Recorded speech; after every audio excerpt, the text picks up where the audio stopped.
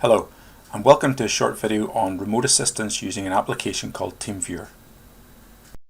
Not all problems can be fixed easily via email or telephone, so in some cases it might require some remote assistance.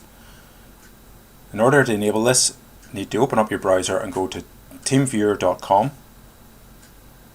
If you've got a Windows machine, you will see a download for free button in the middle of the screen. You can go ahead and click on that.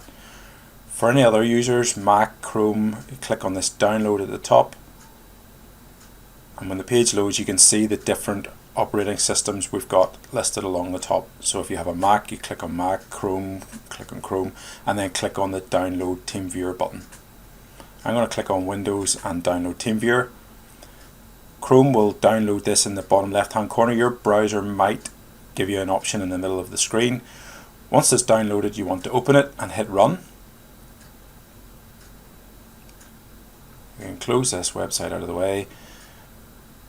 You want to choose default installation and personal non-commercial use, and then hit accept finish. It's fairly quick about installing, and when it does, it will open up to show you the TeamViewer window with your ID number and a password. Your ID number doesn't change, but each time you close and open TeamViewer you will have a new password.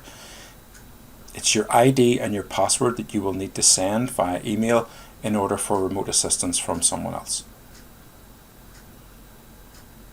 Okay, so we can see that the password has changed, but the ID is the same.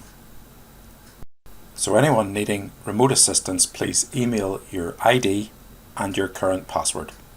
Thank you.